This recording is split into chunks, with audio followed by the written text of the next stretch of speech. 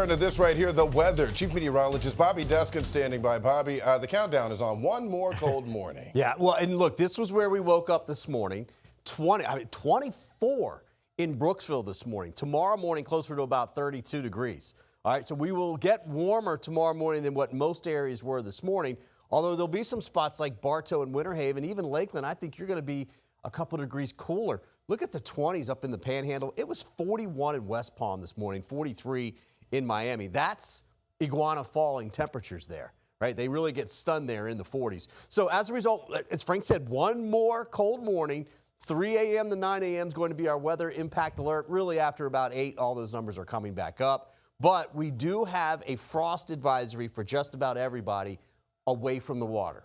All right, so temperatures of freeze warnings are up to our north, but temperatures at or just slightly above freezing, you can get frost, and that's what we expect. In fact, that goes all the way down almost to Alligator Alley, but you can see generally in Clewiston area south of Lake Okeechobee. Beautiful sunshine. It's that clear blue sky, the dry air, and the wind that will come down. The wind's blowing decent right now, 13 miles per hour, but that'll go calm. And when that goes calm, whatever heating of the day radiates out into space. There's no clouds to act as a blanket. And when you have 33 as a dew point, the temperature is going to try and get down there. And that's why we'll be cold. So the evenings just like yesterday. Grab a jacket or a sweater. We'll be quickly out of the 50s into the 40s. And then for Tampa itself, right around 40 for an overnight low.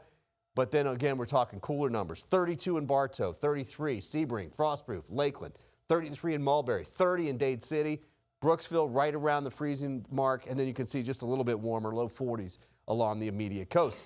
Once we get through the morning, the early morning, we're warming up nicely. And in fact, we're going to go near 70 degrees tomorrow for a daytime high. In fact, that's what we are forecasting for Tampa, 70. And that's still below average. We should be about 75 degrees this time of the year. We're going to go 70 tomorrow, but we'll get those mid-70s for inland locations.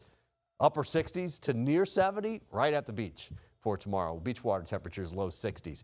This is Thursday morning at 7 a.m. What a big difference. We're talking mid-40s inland, lower 50s. Even some mid-50s along the coast. And then look at these high temperatures. 70 again tomorrow.